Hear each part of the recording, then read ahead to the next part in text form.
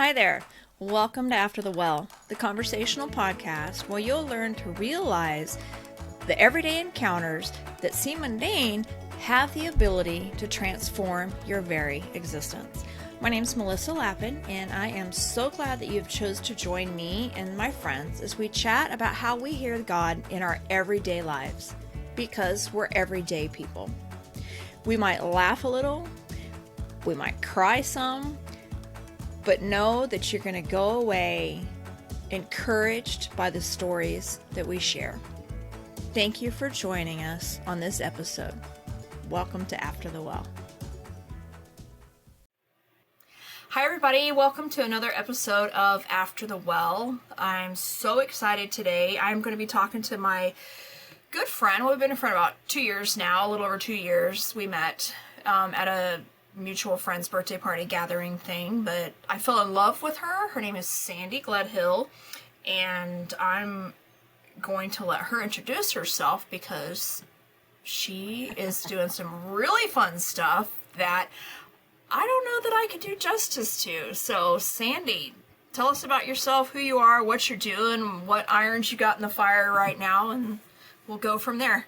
Awesome. So good to be with you, Melissa. I feel the same way. It was an interesting meeting. It's like one of those times when you meet somebody and it was like, in fact, somebody looked at us, a mutual friend, and went, "You two have to get to know each other." And we were like, done.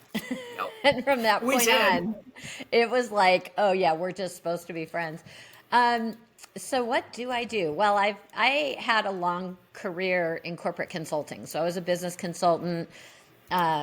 Had the privilege of starting my career with some real heavy hitters, some real thought leaders, worked with Tony Robbins for a while, got to kind of sit at the feet of some of the masters in the industry, and then went on my own, worked on my own for about 12 years, and then COVID hit.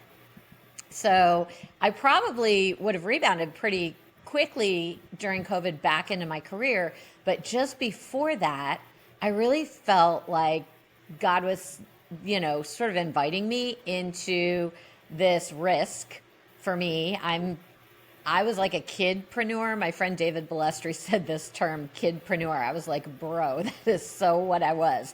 Selling the lemonade out in front of my house, had the paper route, all of that.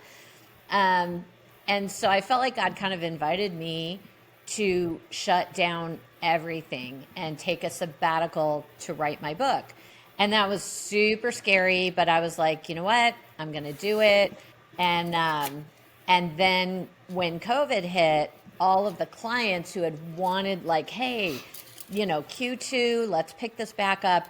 Everybody's budget was frozen. And it was like, okay, like, what are we going to pivot into? So I then spent the next 3 years going really deep. I kind of became a student again. You and I have actually taken some of the same classes in schools, that some of our friends have put out there. And I've worked really hard to reverse engineer or deconstruct what I did, because I know now what I didn't really have language for back then is that I've actually been a prophetic business consultant. So getting those strategies and solutions from heaven in a completely covert way, because I was dealing with large corporate entities, international companies. So it's not like I could walk in going, Jesus, I was just like bringing the goods the way any consultant would. And they generally had no idea where I was, bringing these solutions from. So I am now running the Wisdom in Business Academy, where I teach entrepreneurs, business leaders. I have ministry leaders in there, and then also people who are or want to be coaches and consultants. I kind of tend toward that business sphere, although I think, the wisdom in this course applies to anyone. And then I'm working with authors. So after publishing my own book, I did the marketing for my own book, because that's my history, my education, my formal education is in marketing and public relations. So I said to my publisher, I'll do my own publishing, only to find out the same day that my book, The Fearless Revolution, was going to hit the market, John Maxwell's new book hit the same day. And I was like, well, that's just great because here's John Maxwell, who's this like prolific writer with this amazing following.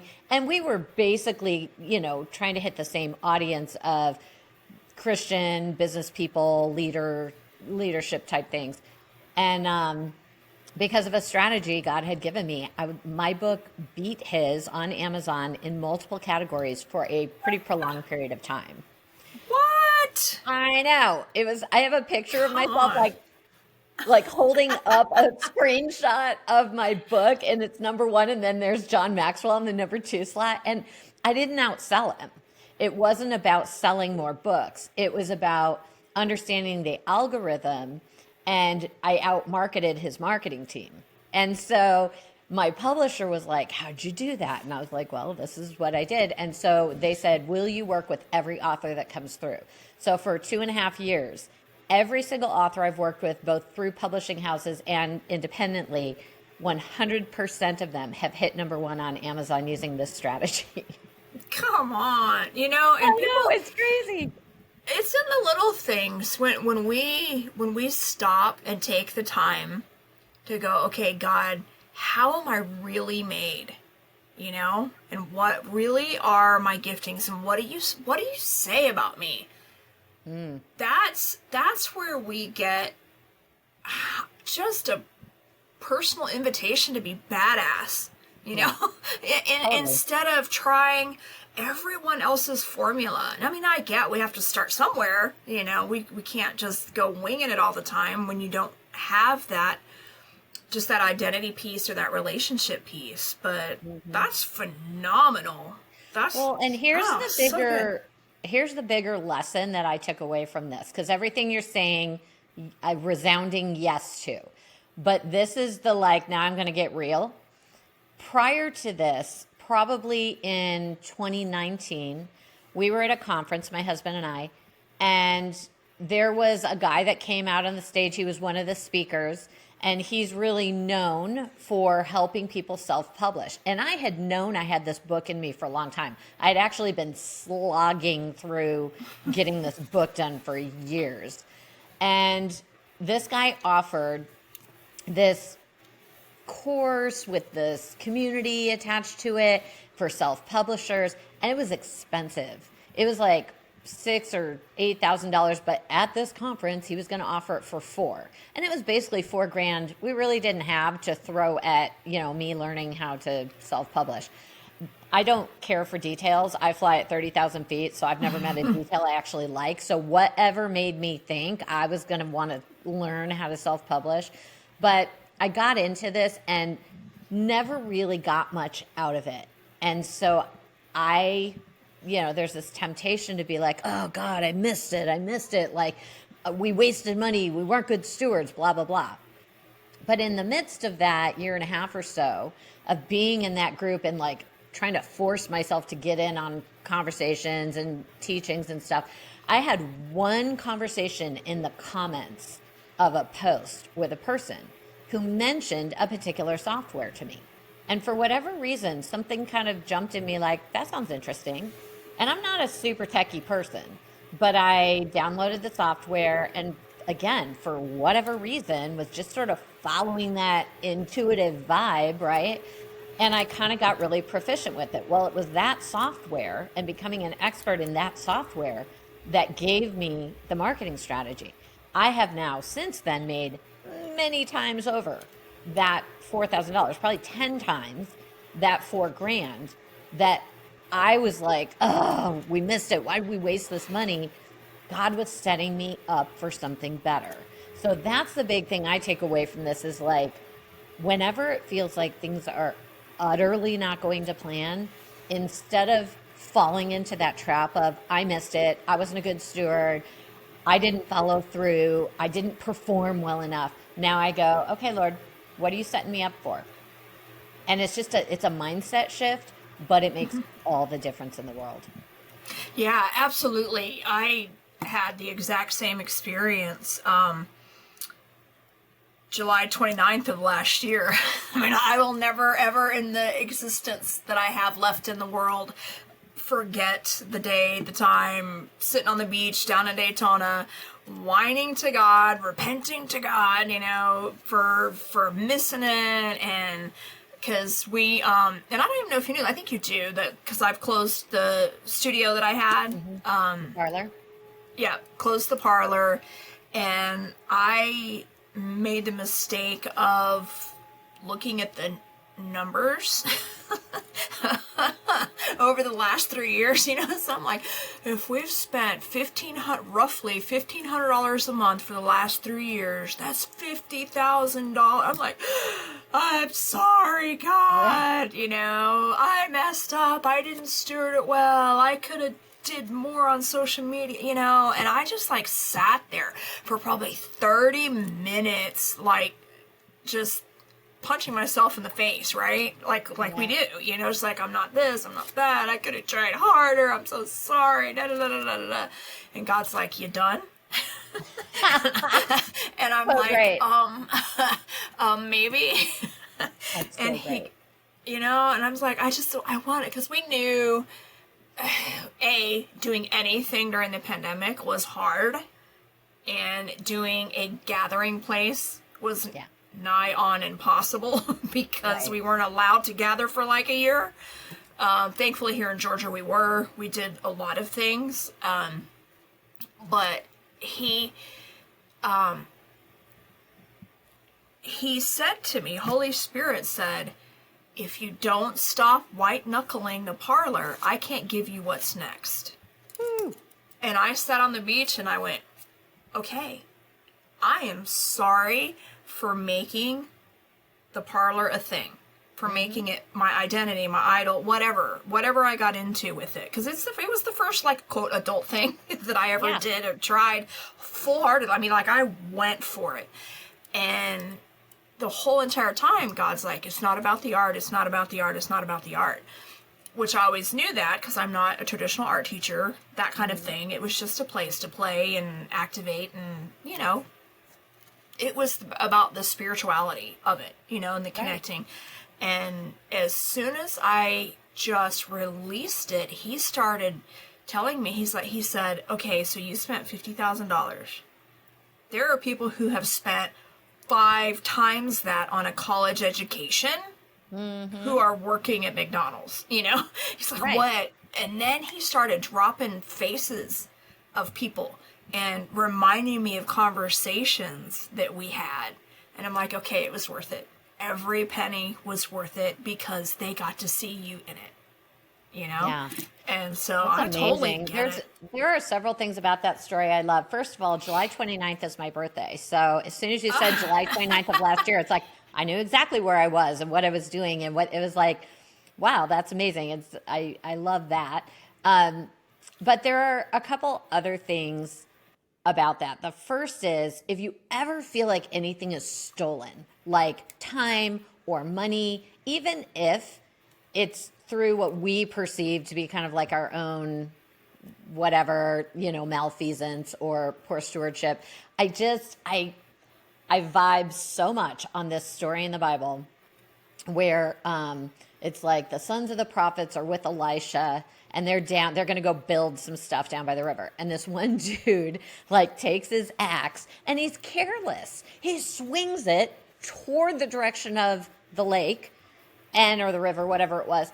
And the axe head goes flying, and he freaks out, and he goes, that's borrowed, and I can never pay it back. I mean, a big iron piece of equipment. And so it's like, oh, this speaks to debt that you incur through your own stupidity. So what does Elisha do? He goes over, picks up a stick, which in scripture we know always represents the cross, says, where did it go down?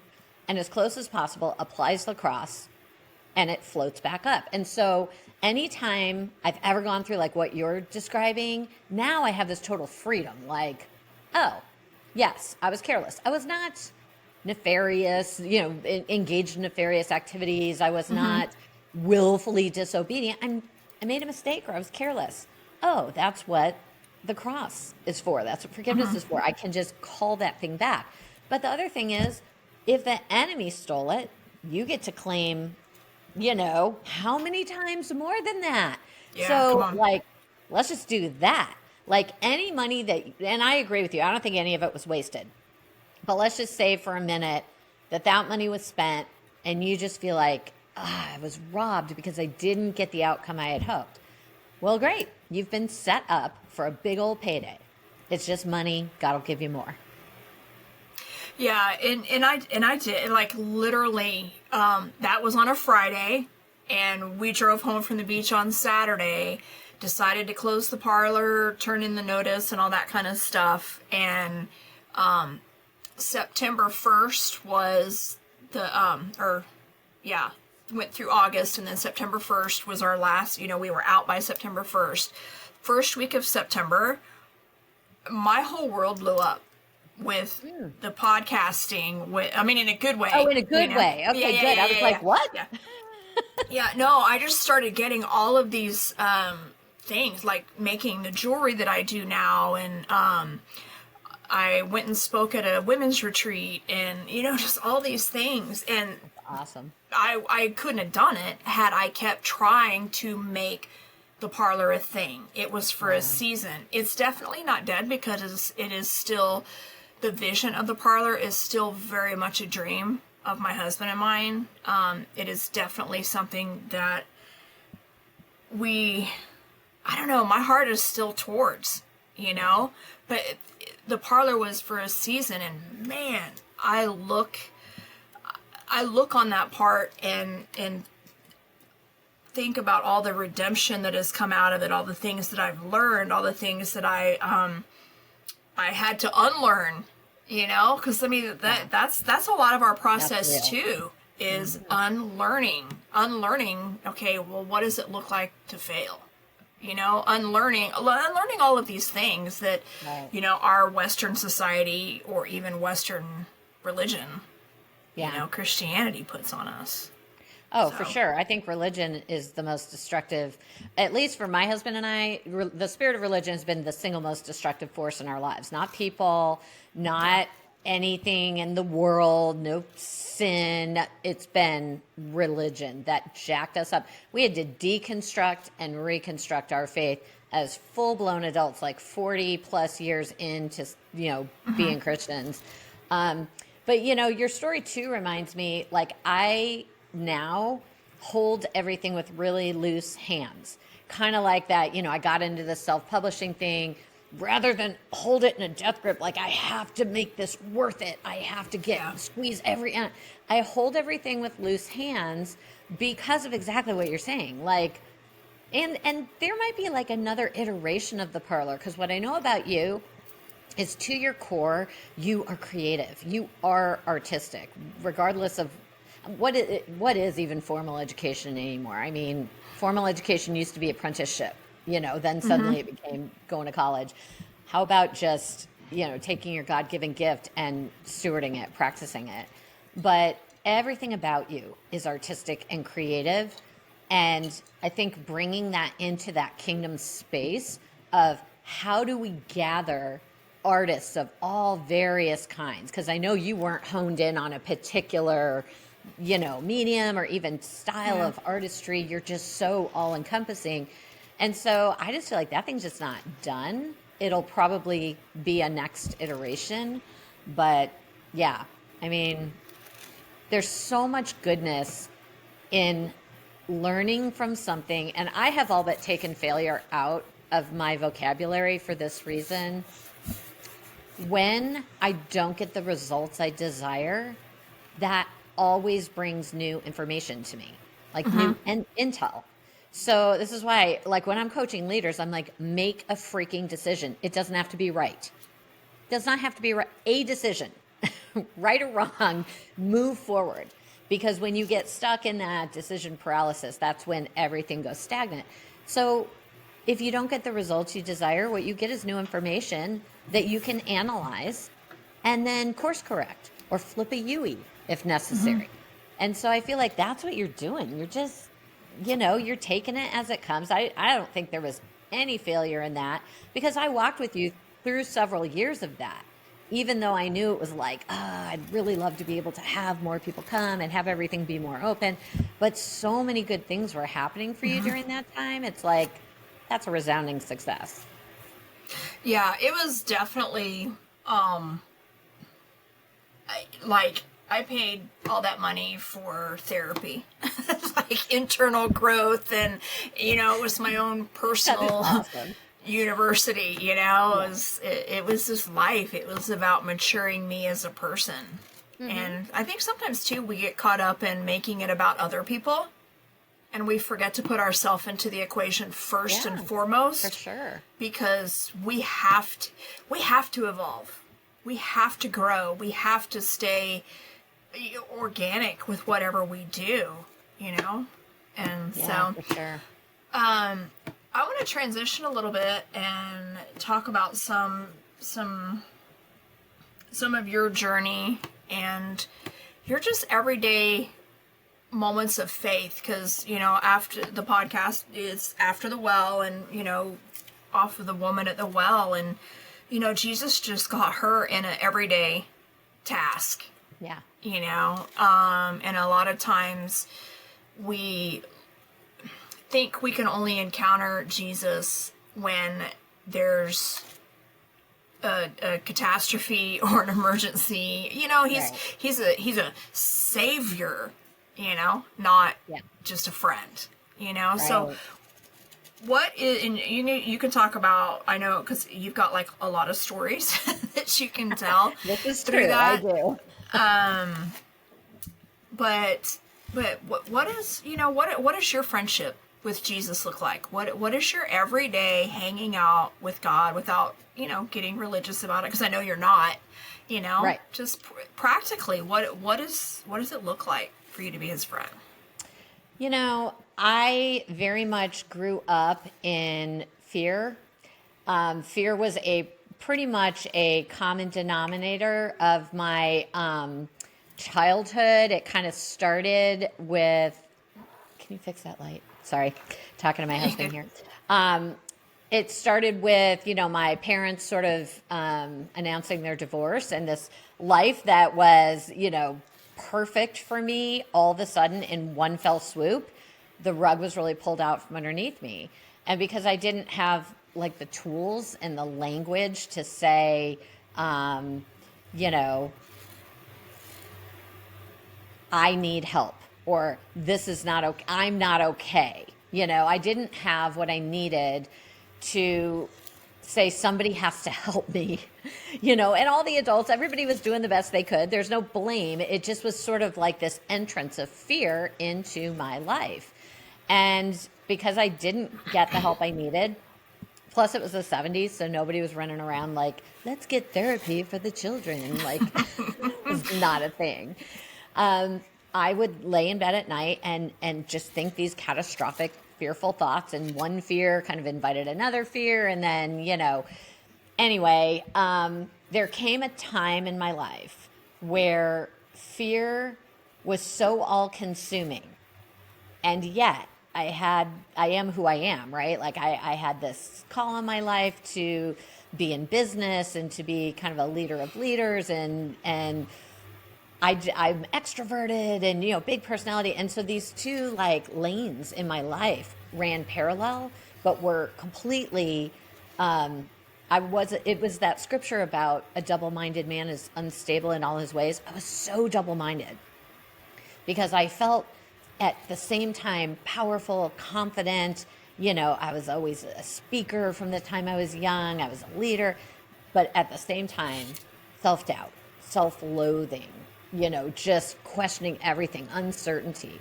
And so at some point, the pain of living in that constant fear edged out the concern I had over the world seeing who I really was. I just got to the point where I didn't care. If everybody knows I'm a big fraud, so be it. I cannot live this way anymore. And that's that nexus, that turning point like you're describing on the beach, where you're just like, I don't even care if everybody knows this failed. Like, I want to do what you want me to do. I want to be who you created me to be. And so when we get to that place, that's sort of the beginning point. And I went on this quest. At the time, I thought it was to just mitigate fear in my life, like get it under control enough that I controlled it and it didn't control me type thing. But what happened over the following 2 decades, I went on this 20-year odyssey of God teaching me the secrets to becoming fearless. And I always tell people, I think the biggest revelation I had is both in the church and the world, nobody talks about fearlessness. At least they don't talk about it accurately. So in the church, you will occasionally hear a sermon about fear not. It's generally associated with like try harder, do better, you must fear less, kind of thing. Yeah. And when the world talks about fearlessness, it's completely misdefined. They associate it with being a daredevil or being reckless or having a lack of wisdom. Oh, that guy's fearless. He jumps out of airplanes. No, that's a life choice. That's being an adrenaline junkie. That's somebody who likes extreme sports. Perhaps somebody who, jumps out of airplanes operates in total fear in his or her relationships or in being vulnerable in the world. So no, that's not what fearlessness is.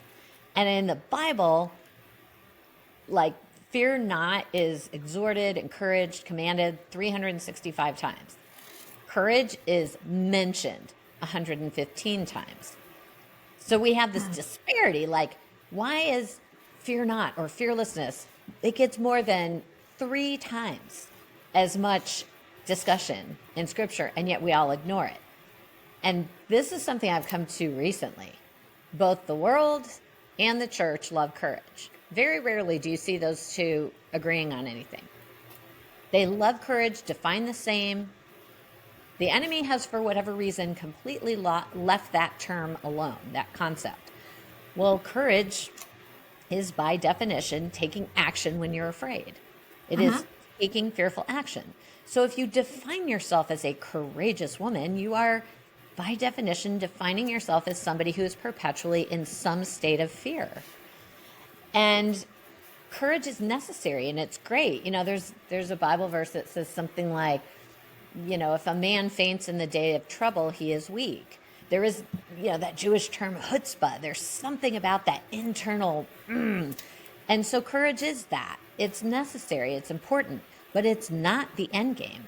And it's not a sustainable long-term strategy. So as I was realizing all this on my quest to become fearless, I realized in all the verses in scripture, if you look up the ones about courage, it's often preceded by be strong and courageous. It speaks to this effort, this chutzpah that you bring to the table. But all the verses about fear not for I am with you. Fear not for I uphold you with my strong right hand. All the fear not verses speak to what God does. And so the big secret I came to is that living fearlessly is infinitely easier than living courageously. And so it just was such a life changer. And so anyway, I was able to take that culmination of time, write the book, and then, that I had been a speaker for many years, like a corporate trainer and, speaking at church events. But now it's like, okay, I've got this life-altering, reformative revelation that I need to bring to the world. And so that is my current focus. That's what I've pivoted into. So my everyday is how do I live fearlessly? How do I approach whatever comes down the pike fearlessly? And the definition that God's given me for fearlessness is not giving fear a seat at my decision-making table. So fear exists. I mean, I lived through the pandemic too. Fear is not an absence of scary circumstances. Fearlessness is it's like, I see you. You have no say. You don't inform my thoughts. You don't impact my behavior. You don't contribute to my decision-making. And so I always, feel like now I wake up, fear's afraid of me. Because if fear tries to come at me, I got COVID multiple times. The moment I felt sick and I knew the enemy was trying to bring fear against me, I went and stood on my patio and declared out to my entire neighborhood. I released the things I had revelation over: health, wholeness, prosperity, relationships being repaired. So if you're going to come at me, fear, I'm going to turn around and release, decree over a much larger people group than just me and my family, everything that you're trying to scare me with. I'm going to flip that. And so it's not in the enemy's best interest to try to scare me anymore. Well, okay.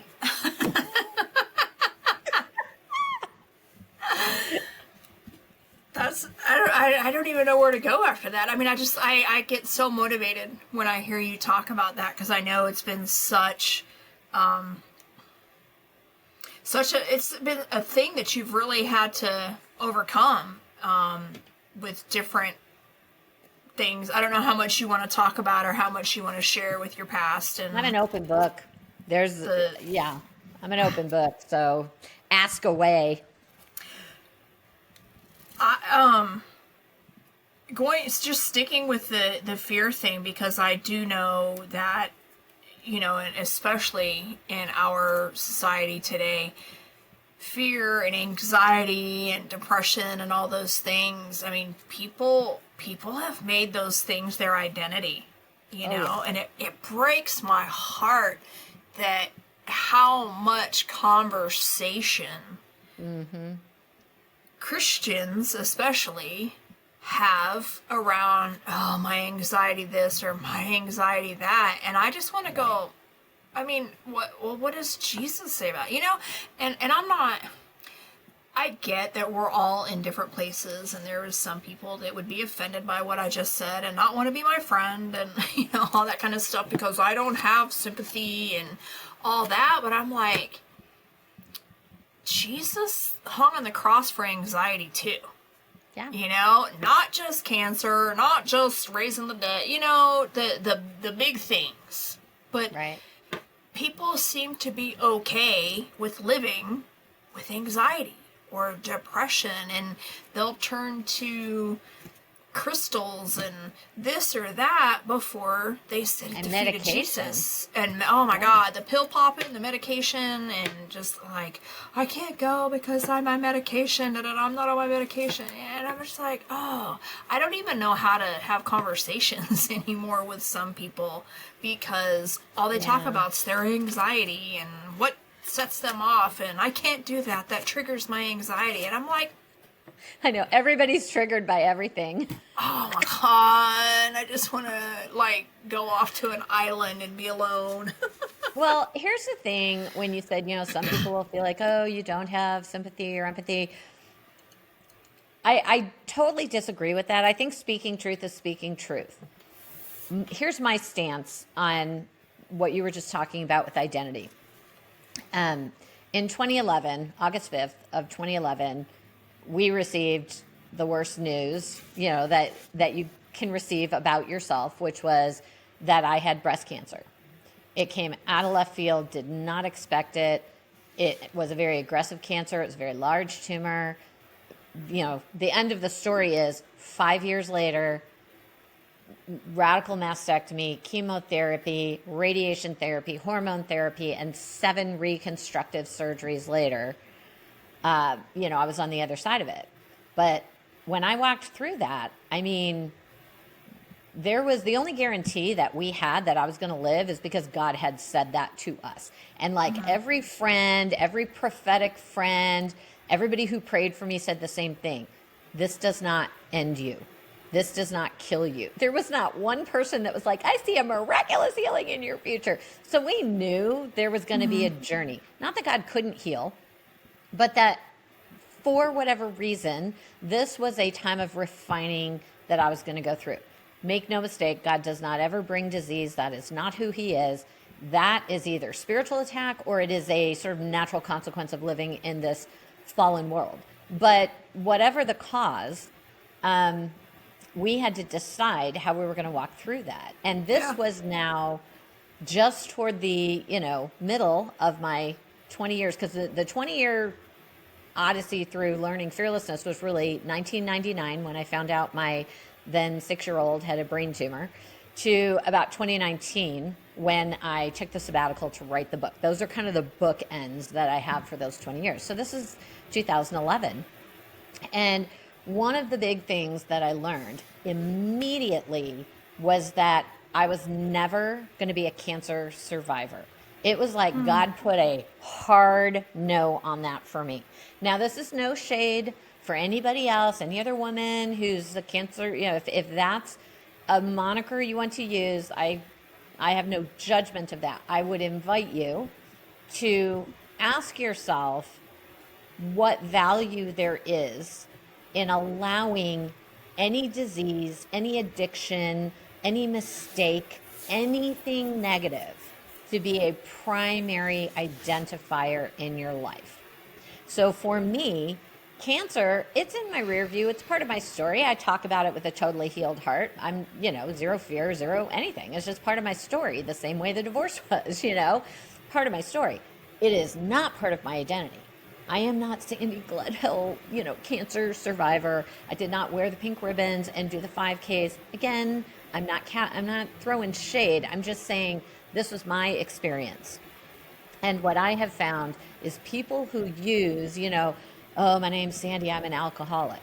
I'd be real careful about that. Not that I don't love what AA has done. I think there's been a lot of good done there. But anything that follows the words I am better darn well line up with what God has to say about you. Come on. Yeah. I mean, that's why I hear you say that, and it's like, I don't see that as being unsympathetic or non-empathetic.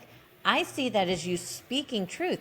There's like a meme that is going around Facebook that's basically saying, if it were up to me, I would have saved Daniel from the lion's den. I would have pulled Shadrach, Meshach, and Abednego.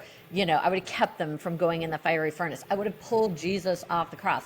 And this idea of we think that our, sympathy is so right and so powerful that it should be deployed at all times, which is why we have a generation of kids that believe the way they do, because there was no adhering to a standard of truth, largely in my, in our generation. And then the generation just on the tail end of ours, it's like, I don't know, sometimes we just got to say the hard things because they're true. Yeah. I have a love-hate with all that's happening right now with that and the truth and everybody getting offended. And now the whole big thing is, not even to get off on a rant, but appropriating people's things like braids. Like white people can't wear braids in their hair because that's a black thing or a Native American thing. And you're like, right. What? How is that even a thing? But I can't even, again, lack of identity.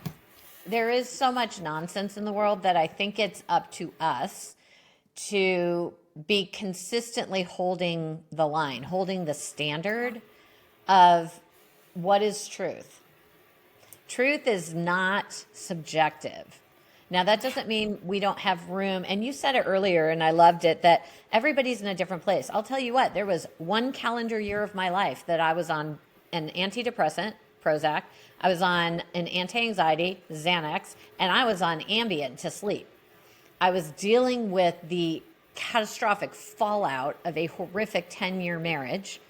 I had moved back to Illinois, early 2000s, met my husband, gotten married, and when I found this out later through therapy, when I was finally in a safe place, really for the first time since I was a kid, with somebody who loved me fiercely.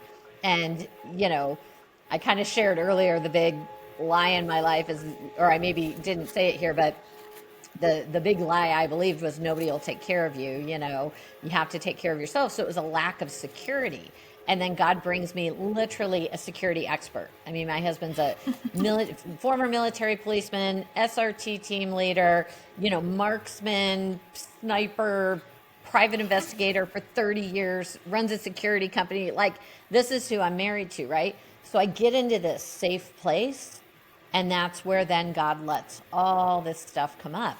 And the place I was in then, I needed some medication just to manage all the things that were going on. So it's not about not having sympathy for people. It's about now I'm 20 years on from there and I've learned something, and can I shorten your learning curve?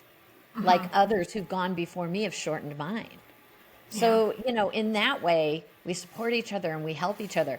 When I talk about fearlessness, I get everybody's in a different place. But if you want fear to quit running your life and keeping you small, you have to start somewhere.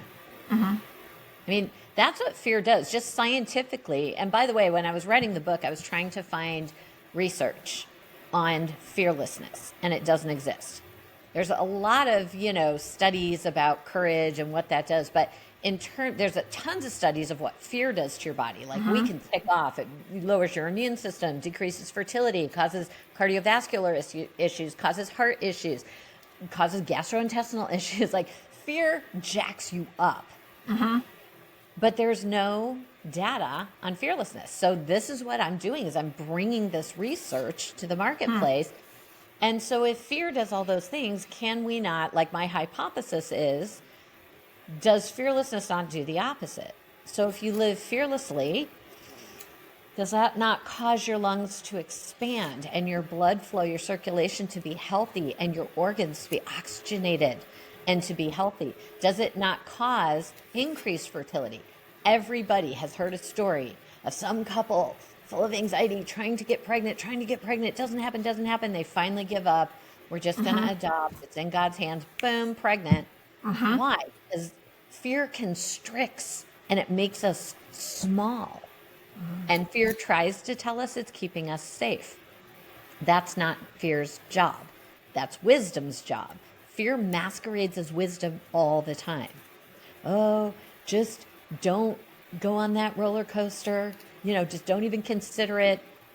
Step away from your own free will of doing anything where there's heights involved. Just don't do it. And I'll keep you safe from that feeling where you sweat and you shake and you have that adrenaline. It's this bogus contract we enter into with fear. Well, not your job, fear, And I love how everybody has generalized anxiety disorder. That is a true clinical diagnosis. Have you ever heard of anybody with specific anxiety disorder? It's not a thing. Fear wants to be like, I'm big and, I live in the shadows and I'm scary and I'm intimidating and be afraid of me. It's nonsense. You're being lied to. That's what I love about fearlessness. You begin to see the spirit of fear for what it is. It's a very weak, it's like a bully. Bullies always back down when you confront them. That is so true. And sometimes that can be hard, especially if you're not in a kingdom-minded community, and I get if you need medication to stabilize you, because like you said, we live in a fallen world, and our mindsets don't always line up with the truth. I mean, they just don't. And, so having medication that will kind of level you out so that you can start, deconstructing and then prayerfully reconstructing, not just all this deconstruction that we got going on right now and having no faith, no logic, no wisdom, no nothing. I'm just deconstructing everything. Because I know when we did, when I do counseling, that's the question on the questionnaire. What medication are you on? Because different medications will alter your brain and your thinking. Absolutely.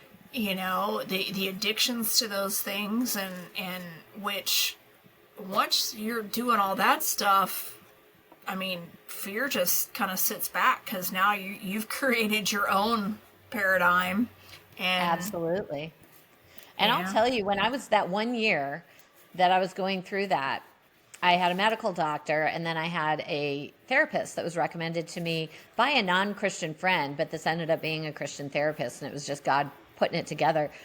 And I remember he was walking me through some truths. And he said, first of all, this depression for you is episodic. It is not chronic. And there was something about that. It was related to trauma in my life.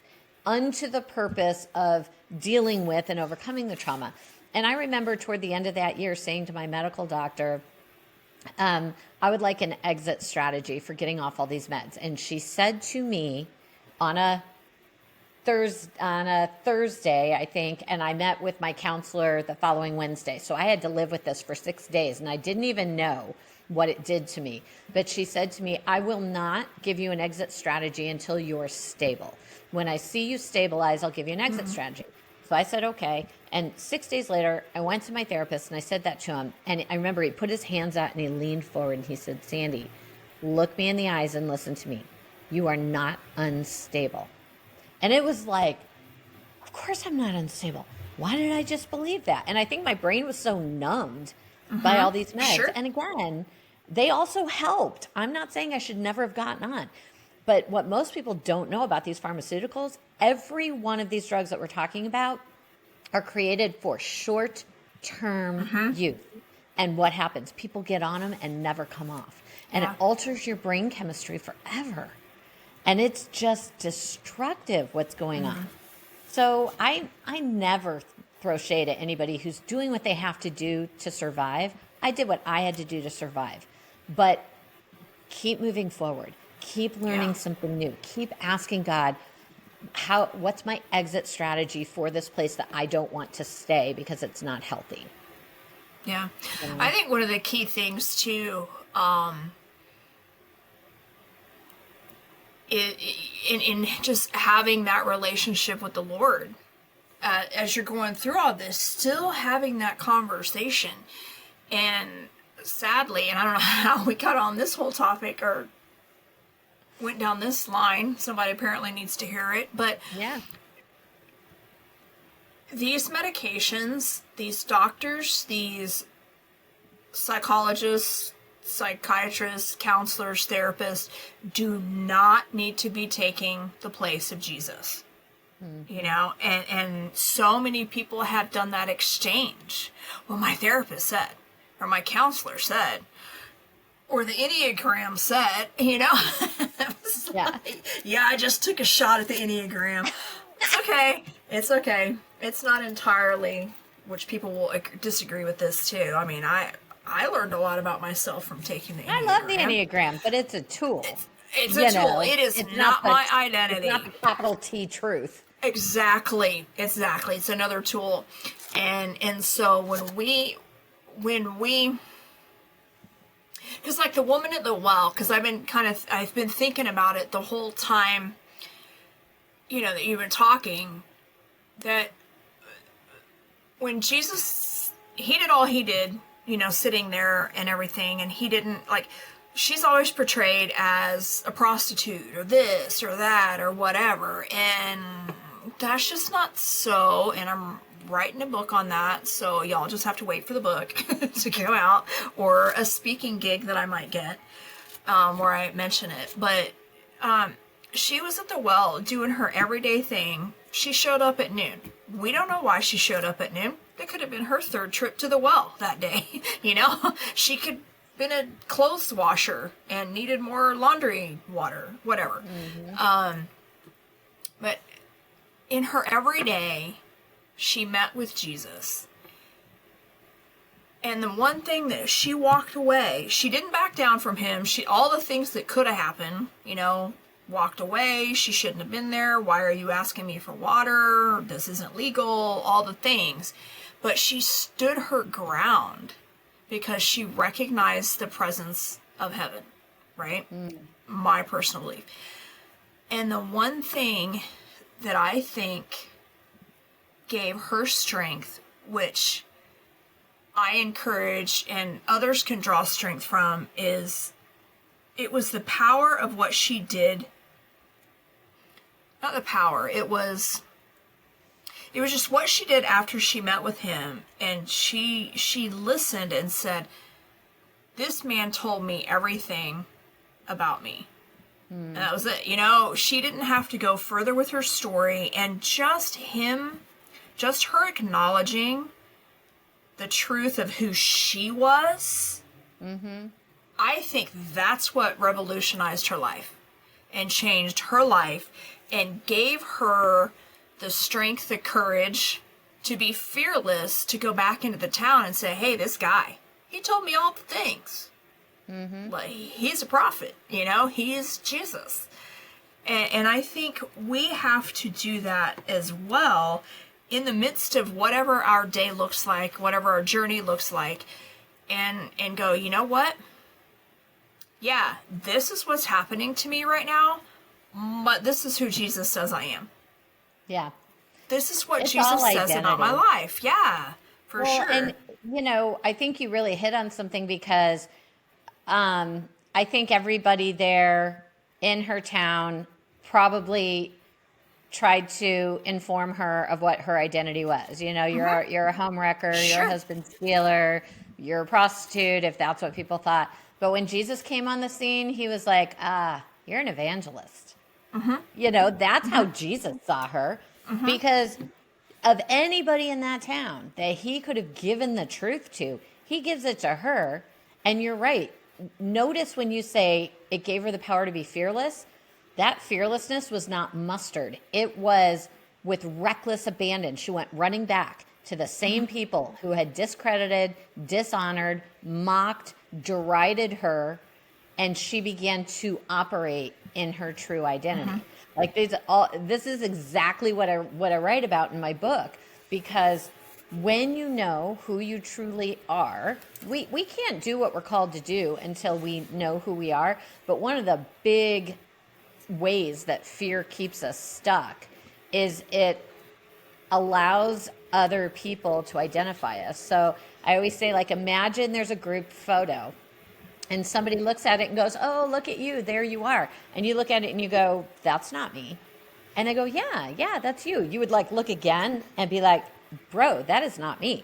And almost get a little like, you know, because with impeccable precision, we know ourselves externally. And we would never, we would only become like almost become incensed if somebody was misidentifying us. But because we don't spend that same time understanding our true identity, who God created us to be, we allow other people to inform our identities on the inside all the time. And so this is actually the first chapter of my book. The very first step that you have to take toward fearlessness is to understand we are born with no fear. All fear is learned, and therefore all fear can be unlearned. We're born with some amazing God-given instincts, but zero fears, because fear has to do with projecting yourself into the future and imagining a negative or a catastrophic outcome. Well, how beautiful is it that God allowed us to come on the scene as babies without even the ability to project ourselves into the future for quite a while. I mean, you're on earth for a minute before you gain that ability. What a gift of God that you cannot be afraid. You can react through instinct, but you cannot be afraid until you get to an age where you can start to imagine a future with a negative outcome. So it's like, if we could take a minute and go back and figure out who God really created us to be, when you know who you are, you can be fearless. Look at David. He was an anointed king. He knew who he was. And in fact, he knew his destiny was to be king. I think that's one reason he could run at Goliath fearlessly. He knew who he was. He knew what he was on earth to do. And this uncircumcised Philistine, all 9 feet of him, was not going to be able to get in the way because he was fully convinced of his identity and his destiny. I get super passionate about it because fearlessness is all wrapped up in that. I actually believe, and when I do any training, coaching, advising, all of that, all success springs from a platform of fearlessness. And every leader I've ever coached that uses the words with me, Sandy, I'm stuck. There's something around this stuck. 100% of the time, I can trace it back to a lie of fear that leader is believing. And when you remove all of those obstacles and roadblocks of fear, that's when all things are possible through Christ. So, I mean, it really is a catalyst for everything. And I also want to say, I love your Woman at the Well every day narrative, because God's given me the same thing, but unto business. I've done like a deep dive study on the number of people that God encountered, sent an angel to, Holy Spirit showed up to while they were at work, just doing their everyday thing. God loves to just show up when we're just going through our day. We don't have to like contort ourselves into a spiritual pretzel Yeah. to make ourselves worthy, you know? Yeah, or be at the right conference or be at the right church. And Right. I think a lot of that, sadly, is simply because of the church. You know, there's a whole narrative for millennia now that you go and you gather and the pastor feeds you. You know, you go and they gather and the priest feeds you, or whoever. They tell you what you need to know. And They absolve you. yeah, and we have lost the ability, the knowledge, if you've ever had it, an understanding of what it's like just to be Jesus's friend.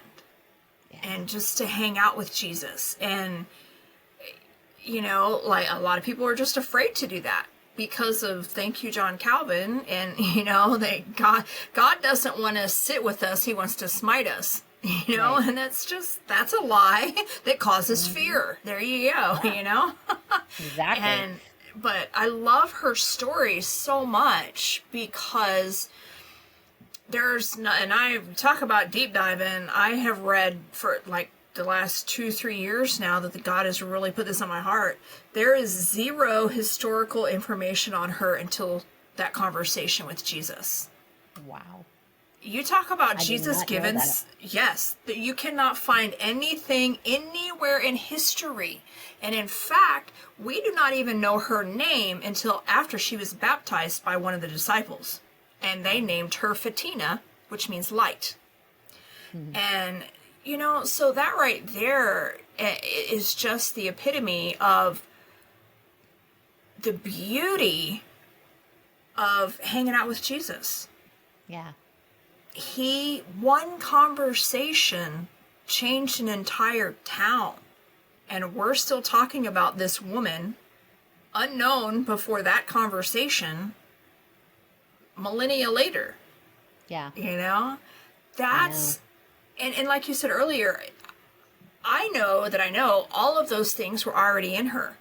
Because if she'd been married 5 times, Jewish culture, the husband has to die and somebody in the family has to marry her, right? The brother, a brother has to marry. So at least that family had 5 brothers, you know? And when the 5th one died, what do? You know? So she's doing her thing and living her life. I think she's doing it fearlessly, you know? Yeah. She was with another man, but in that culture, you know, she's not allowed to get remarried. Right. What if she's still going to be a woman? What are you going to do? You know, and she's not a young prostitute. She got through 5 husbands. That makes her older, you know, like older. I know, isn't it funny how you always picture her as being young when you read that story? Mm-hmm. But that's true. I mean, 5 marriages. A prostitute. She wasn't a prostitute. She was married. So again, it goes into all the things. There was something about her character, the greatness, all the things that made her fearless, that Jesus said, you know what? I can use that one. She is ready, you know? And it makes me always wonder about, just like about her character, you know, what influence did she actually have? We don't know. Yeah. We don't know that what were her parents like? What was her family life like? I know, it's all so fascinating. Well, right. And like they say, when she came to the well at noon, everybody's like, oh, it's because she was in shame. And was it? You know, you talk about, you know, you mentioned earlier about the things that other people put on us. This woman has an entire history that was put on her, and we have no clue, you know? So. Yeah.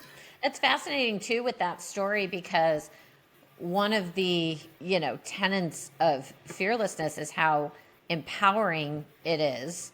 And when she encounters Jesus, she doesn't just gain knowledge and revelation.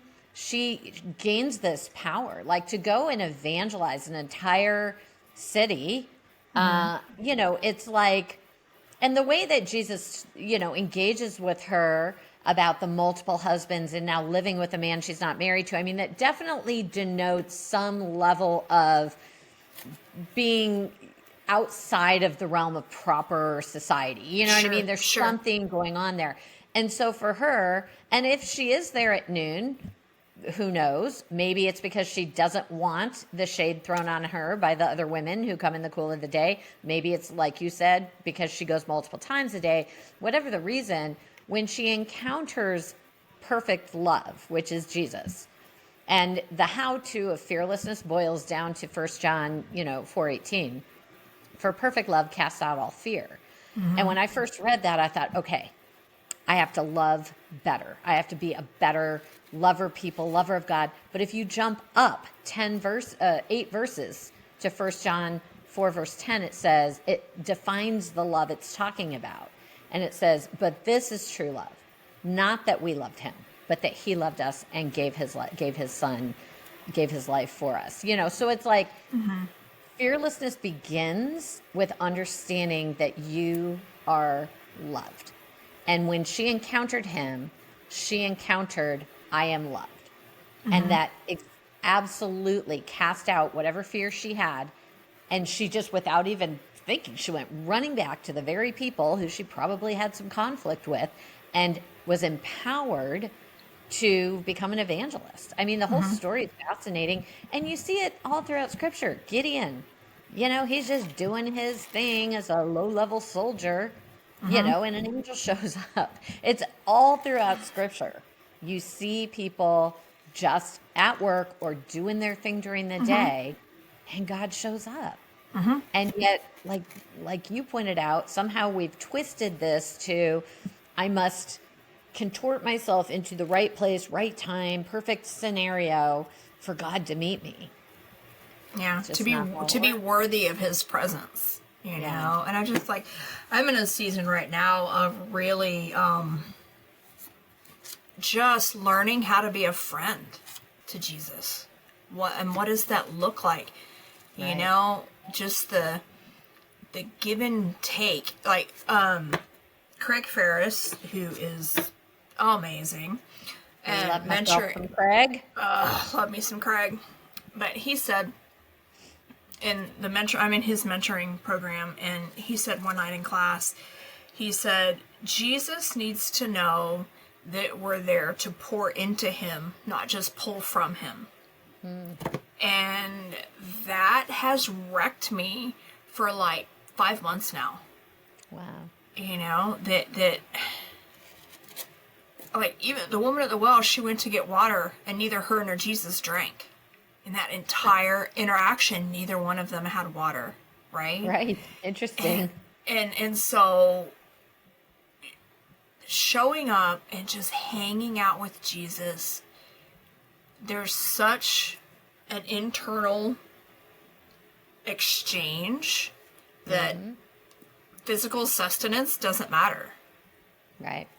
And well, in fact, at the end of that story, his disciples come back mm-hmm. and Jesus is all revived. When they left him, mm-hmm. he was weary, he was hot, mm-hmm. he was thirsty, he was hungry. They went to get food. They were all hungry.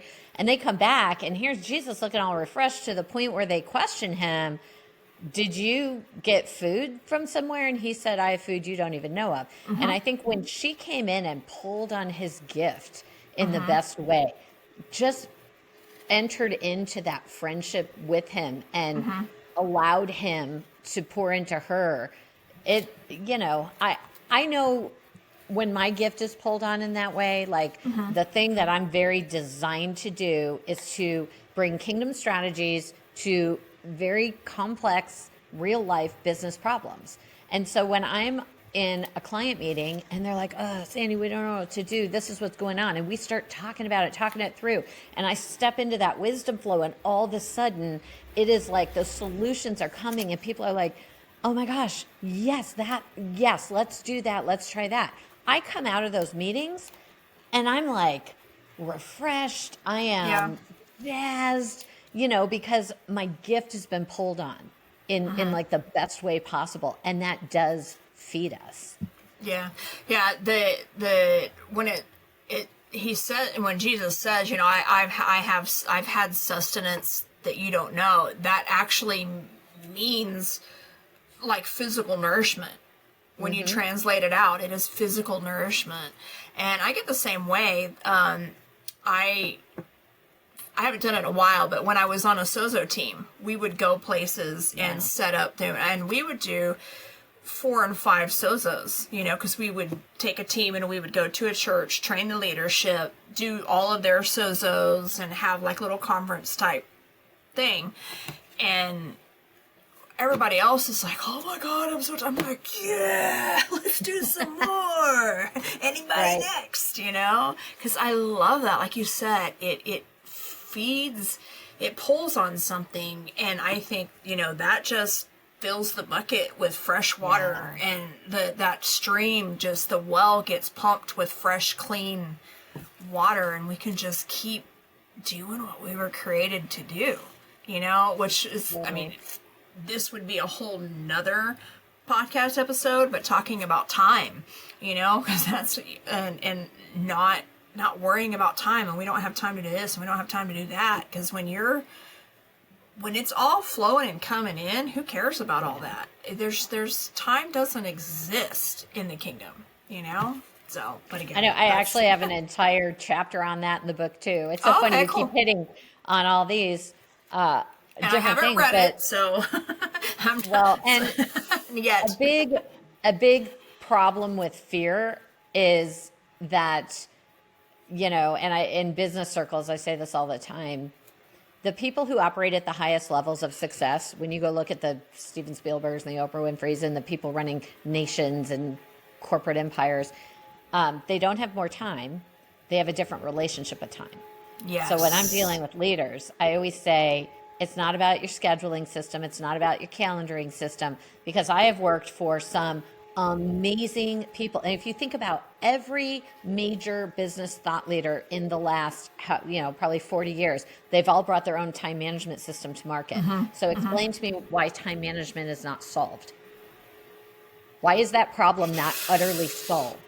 It's because it has very little to do with mechanics and logistics, and it has everything to do with your relationship with time. So I'll leave it there because I know we're out of time here, but I'm telling you, you're speaking my language, girl. That's I love that. That's kind of, that was a big lie that I had. That was probably, I would say, my biggest hurdle to get over with was my relationship with time, because just always feeling like I have to do more for Jesus, I gotta make up. I wasn't a Christian my whole life, so I've got all this years, I've got 30 years to make up for, and double time. I know, right? And so doing, just, then it becomes works and performance, and you start doing things out of your flesh. And exhausted. Yes. Well, and for me, it was just frustrating. It's just like, okay, I don't know what I'm missing. I don't know what I'm missing, kind of thing. It's like always trying to do things, but never being fulfilled, all of those things. And I remember, I don't know, I was probably whining to God about something about that. And Holy Spirit got in my face, and he said, stop it. He said, heaven is not in a hurry. Right. And that, oh my God, that, I came up for air. I came up for air when I heard that heaven is not in a hurry. I'll tell you what, I had once again, a very similar, you and I are so parallel in this. So this is the book that I wrote, right? 13 months I spent writing a different book, slogging through it. I knew I was supposed to write a book. I didn't really know how, even though I kind of write for a living for clients and content and all of that. But writing your story is totally different. And I was at a conference with Dano, and the Lord spoke to me and said, I want you to lay down the book you're writing. You're going to release a different book first. And Melissa, I ugly cried. I was like, are you kidding me? I cannot start back at zero. Hard pass. What else you got, Lord? Not this, right? And so when I finally calmed down, the Lord said, don't worry. I'm going to give you a strategy from heaven to write the book in 5 days. And do you know this entire book was written in 5 days. And later on, when Dano found out about that, Dano McCullum is, a mentor of mine. He has a grace on his life to write books very quickly. He has tons of books that he's authored. Sometimes he'll get in the car to drive on a road trip, and he's like, Sandy, by the time I get where I'm going, the book's already written. I've like dictated it in my phone or whatever. And so that kind of splashed over onto me, I think, while I was just in that conference. And I wrote that book in 5 days. And it was like, as a writer, I always want to edit things. I've never seen content I couldn't edit, even my own.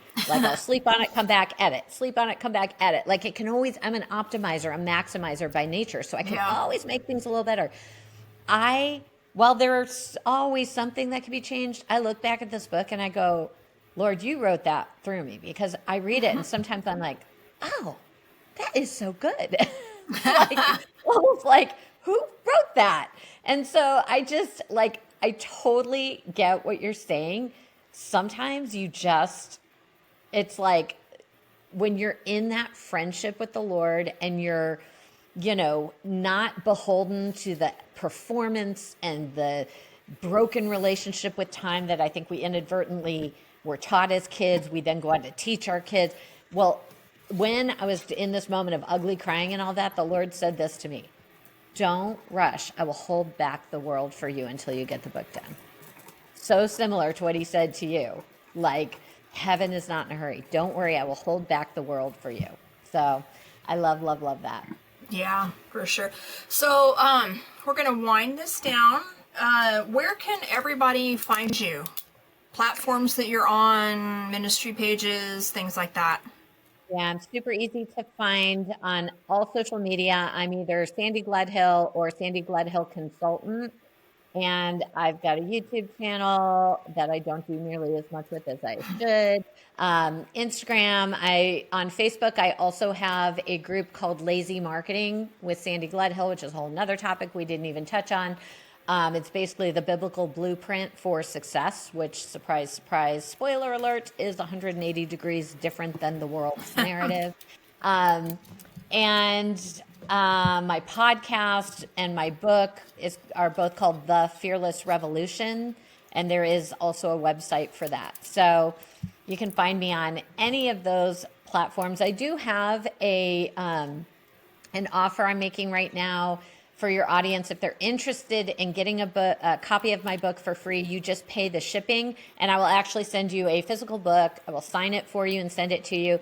And before you check out, if you're interested, you can grab my author guided coaching. It's a pre-recorded 5-module video thing where I actually walk you through the 7 secrets to becoming fearless to help you implement it. Because it's one thing when you read it in a book, and it's another thing when you have the author walking you through, here's how you do it.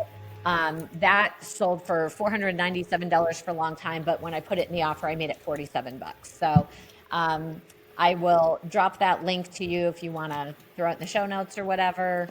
People are welcome to. As long as I have books, that's available. Yeah. Is there a code to get the book for free and just pay shipping? No, it's just a link that they click on, and it'll take them right in there. And if you just want the book, I think the shipping cost is $7.95, which is just, that covers to the penny my cost to print the book, have it sent to me, and then send it to you. So, I think there's value in just getting it in your hands. So that's what I'm trying to do. Yeah, for sure. And I will vouch. I have not read the book. Sorry, I apologize. But I have listened to all the podcasts, and you guys, it's invaluable. The podcast is so good. I think I binged it all. I remember that. You kept messaging me. I did. I kept messaging and doing the Marco Polo, going, "Oh my God, this is amazing!" But so it's really good. But getting the book in your hand so that you can go over it multiple times, revisit the different chapters, because there's no way that we almost have information fatigue right now. There's so much information coming at us. And like I said, I have not read the book, but I have had all of these conversations with Sandy. And so knowing that having Sandy in your hands at any time that you want her there, and gleaning from the knowledge and just the experience and the reality and the truth that she brings through her writing it's a game changer. It really is a game changer. And she is accessible. Like you said, follow her on the different platforms and connect with her for her things. But yeah, I think any last thoughts? Anything you want to add? The last thoughts I would say is, if anybody is an author and they want to connect with me on that level, I actually do. I'm in my home in Austin right now. It's my living room behind me. I actually do author retreats. They're very small, intimate gatherings. Very popular and super fun. And there's that same grace that I got from Dano, I really am able to impart here. And we've had, a mutual friend of ours, Melissa McCreary, and her husband Dave came to the last one, and they had not even gotten the idea for their book, and their book is now completed and launched yesterday. So I mean and they were here in January, so that's how quick we're seeing that happen. But there's that, and then there's my Wisdom and Business Academy. If you just have a dream in your heart, a business idea, a ministry idea, something, and you're like, I need to know how to walk this out, or you've started a business and you're like, I just have not gotten the traction. That is my, my superpower, my grace. I'm a breakthrough catalyst, and I love doing that with people. But I would leave everybody with this. Fearlessness is your birthright. You are loved by God. His perfect love is designed to cast out all fear. If you have any fear in your life, it is simply because you've come into agreement with and listened to the lies of fear. It's a very easy fix. You just need to know what that process is for walking out of the relationship with fear that you have walked into. So I want everybody to know how easy it is, and that it is absolutely your birthright as a believer. Well, okay. That's awesome. I love it. I knew you would have just a showstopper, literally. So thanks everybody for joining us. Those of you who are on any of the podcast platforms as well as the YouTube channel, I thank you a lot for your support. This isn't easy. We might make it sound easy and seem easy, but there's a lot that goes into it. So support all your friends who do podcasts and put content and product out there. It's a big world, and there are a lot of people playing the game, and we just love to have your support. So thanks again. All of Sandy's information will be in the show notes, the link to her book, any of the other platforms that she's on, and we look forward to hanging out with you again next week. Thanks for joining us on today's episode of After the Well. We hope you really liked it. We would love to hear your feedback. Give us some likes, some reviews, some love. Share it with your friends. All the links and information are in the comments or in the show notes of the episode that you're currently listening to. Thanks, and we look forward to hanging out with you again.